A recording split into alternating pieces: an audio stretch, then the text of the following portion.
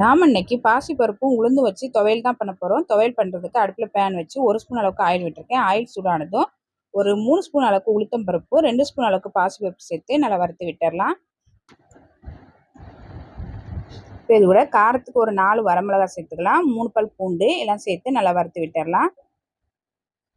இது கூட கொஞ்சமாக கருவேப்பிலை இலை, கொஞ்சமாக புளி எல்லாம் சேர்த்து நல்லா வறுத்து விட்டுடலாம்.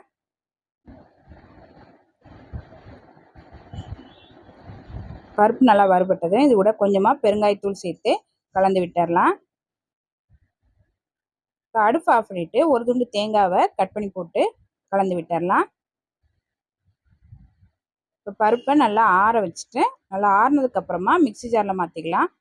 கொஞ்சமாக உப்பு சேர்த்துக்கலாம். கொஞ்சமாக தண்ணி சேர்த்து துவையலை அரைச்சிட்டு வந்துடலாம். இப்போ துவையலை அரைச்சிட்டு வந்துட்டு அரைச்ச துவையலை ஒரு பவுலில் மாற்றி வச்சிடலாம்.